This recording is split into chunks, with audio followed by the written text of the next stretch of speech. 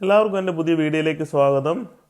ഞാൻ നിങ്ങളുമായി പങ്കുവയ്ക്കുന്ന വിഷയം നമ്മുടെ കേരളത്തിലെ കായികരംഗത്തെ എങ്ങനെ അന്തർദേശീയ നിലവാരത്തിലേക്ക് ഉയർത്താമെന്നതിനെ കുറിച്ചാണ്. എല്ലാവർക്കും അറിയുന്ന പോലെ കേരളത്തിലെ കായികരംഗം എന്നും ഇന്ത്യക്കൊരു മാതൃകയായിരുന്നു. നിരവധി കായിക താരങ്ങളെ കേരളം സംഭാവന ചെയ്തിട്ടുണ്ട്. നാഷണൽ ഗെയിംസ് എടുത്താലും നാഷണൽ അത്ലറ്റിക് മീറ്റ് എടുത്താലും കേരളത്തിലെ കുട്ടികൾ എന്നും സ്വർണവും മറ്റ് മെഡലുകളും നേടിയാണ് കേരളത്തിലേക്ക് വന്നിട്ടുള്ളത്. പക്ഷേ ഈ അടുത്തിടെ കേരളത്തിലെ കുട്ടികൾ ഈ രംഗത്ത് വളരെ പിറകോട്ട് പോകുന്നതായി കാണാം.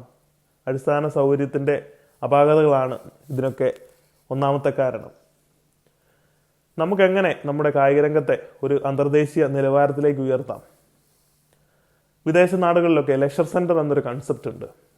അതായത് ടൗൺ കൗൺസിൽ, നമ്മുടെ ഇവിടുത്തെ പഞ്ചായത്ത് പോലത്തെ ഒരു ഗവേണിംഗ് കൗൺസിൽ, അത് കേന്ദ്രീകരിച്ച് ആ പ്രദേശത്തെ ടൗണോട് അനുബന്ധിച്ച് മൾട്ടി ആക്ടിവിറ്റി സ്പോർട്സ് സെൻറ്റേഴ്സ് ഉണ്ട്.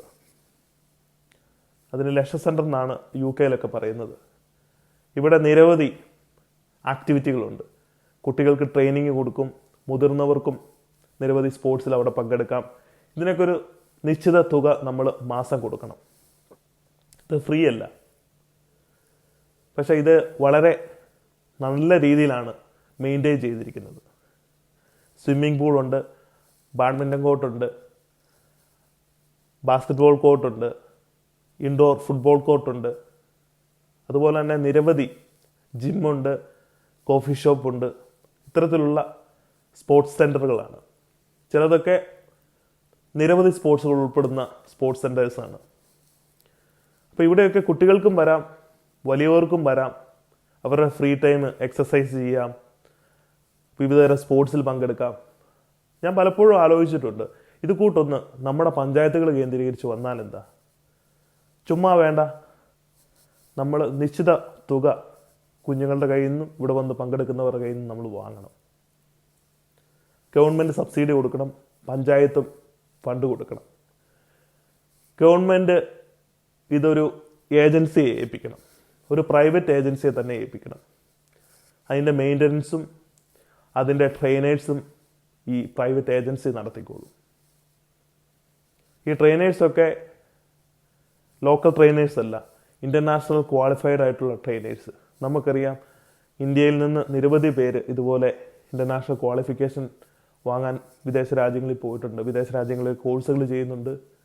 അങ്ങനെയുള്ളവരെ ഇവിടെ കൊണ്ടുവന്ന് നമുക്ക് ഇതുപോലെയുള്ള സ്പോർട്സ് സെൻറ്ററുകളിൽ ട്രെയിനിങ് കൊടുക്കണം.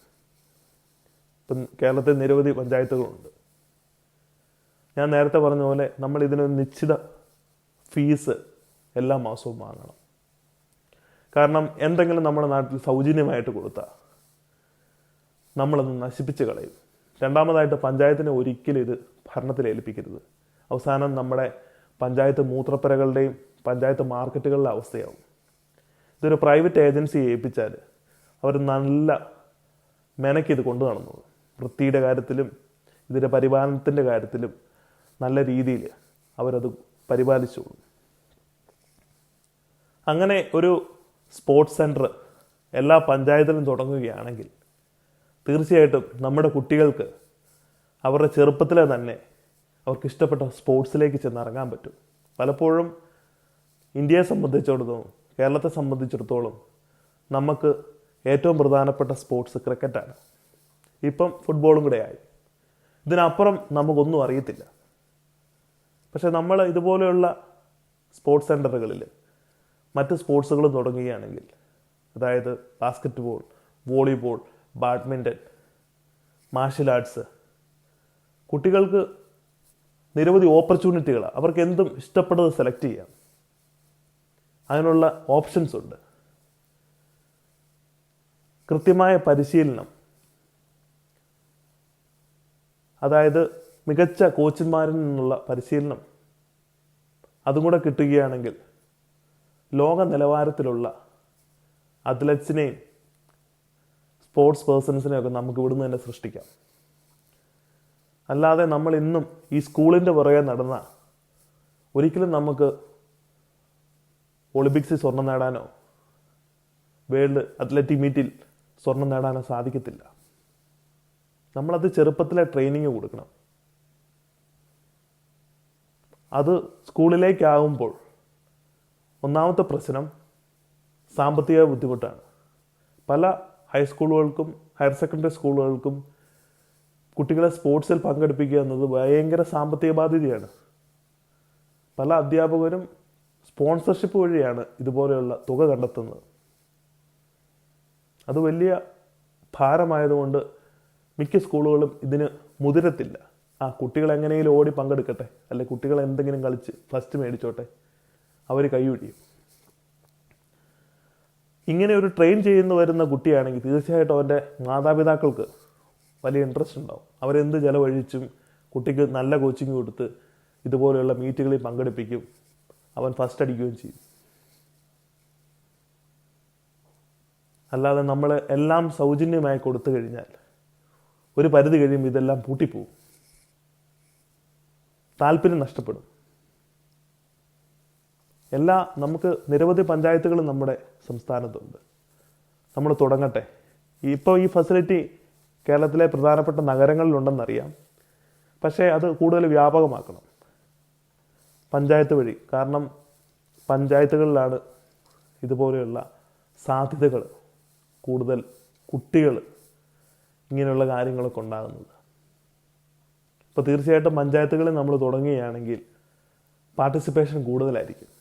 കാരണം ഒന്നാമത് ജിജ്ഞാസ, 2 പേരൻസിനൊക്കെ ഒരു ആഗ്രഹമുണ്ട്, ഞങ്ങളുടെ നാട്ടിൽ ഇങ്ങനെ ഒരു സൗകര്യം വന്നല്ലോ, അതുകൊണ്ട് ഞങ്ങൾക്ക് കുട്ടികളെ ഒന്ന് പങ്കെടുപ്പിച്ചാൽ കൊള്ളാം, അവർക്കൊരു താല്പര്യം ഉണ്ടാകും. 3, സ്കൂളിലെ ടീച്ചേഴ്സിന് വലിയൊരു ഭാരം കുറയും. ഇനി ഇതുകൊണ്ടുള്ള പ്രത്യേകതകൾ, ചെറുപ്പത്തിൽ തന്നെ കുട്ടികൾക്ക് നമുക്ക് ഇതുപോലുള്ള കോച്ചിങ്ങുകൾ കൊടുത്താൽ ഒന്ന് മാനസികമായി ശാരീരികമായി അവർ വളരും. 2, അവർക്ക് ഫൈൻ മോട്ടോർ സ്കിൽസും ഗ്രോസ് മോട്ടോർ സ്കിൽസും വലുതാവും, അല്ലെങ്കിൽ വർദ്ധിക്കും. അവർക്ക് TV, ഫോൺ, കമ്പ്യൂട്ടർ മുതലായ മീഡിയാസിനോട് താല്പര്യം കുറയും. അവരുടെ ഫോക്കസും അറ്റൻഷനും കൂടും. അതായത് അവരെന്ത് ചെയ്താലും അവർ വെൽ ഫോക്കസ്ഡ് ആവും. അടുത്തത്, ഈ യുവജനങ്ങൾക്ക് ഈ ആൻറ്റി സോഷ്യൽ ബിഹേവിയറും ഈ ഡ്രഗ്സ്, കഞ്ചാവ് തുടങ്ങിയ സാധനങ്ങളോടുള്ള താല്പര്യവും ഇല്ലാതാവും.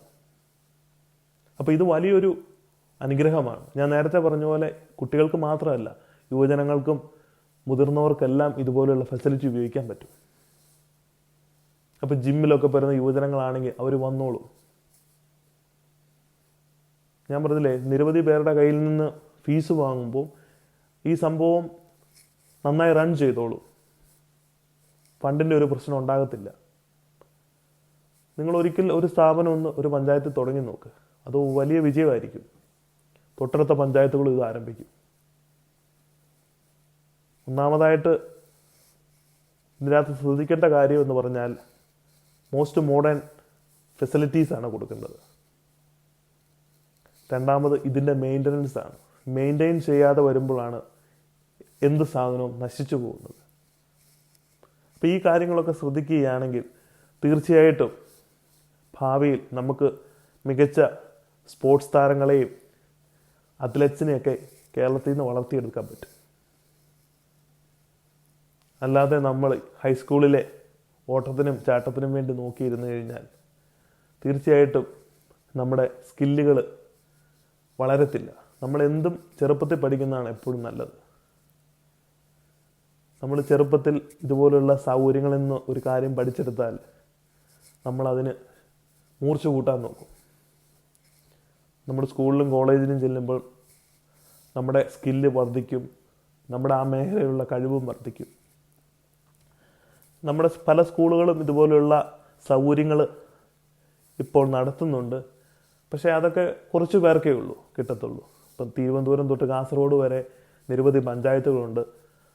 ഈ പഞ്ചായത്തുകളിലൊക്കെ ഇതുപോലൊരു സ്ഥാപനം തുടങ്ങിയാണ് തീർച്ചയായിട്ടും നമുക്ക് നമ്പർ ഓഫ് സ്പോർട്സ് പേഴ്സണിനൊക്കെ നമുക്ക് വളർത്തിയെടുക്കാൻ പറ്റും.